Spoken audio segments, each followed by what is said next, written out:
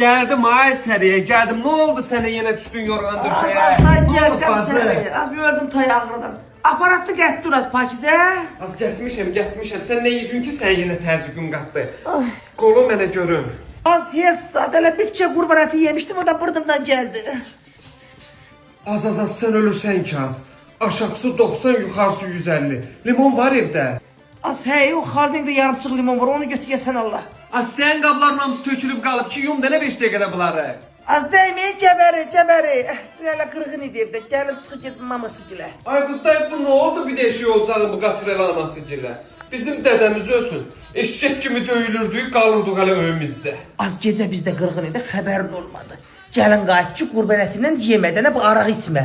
Bu içdi gəlini qatdı qabağına, gəlin də başımı götdü, getdim. Dədabay. Az. Gəlin də yanında belə deyərsən ayağı yer alar.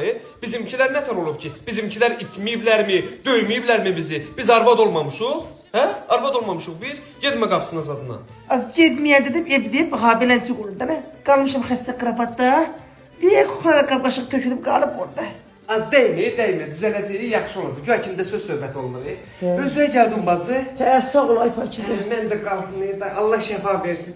Sən götür vermişdim, mən bankaslara qoymuşsan. Hə, o deyə qapının ağzına qoymuşum mənə Pakizə. Özündən bu qayət ol, özündən bu aparatı bu qayət ol. Sağ ol ay bacı. Sağ olasın. Allah Allah köməyə olsun, sağ ol.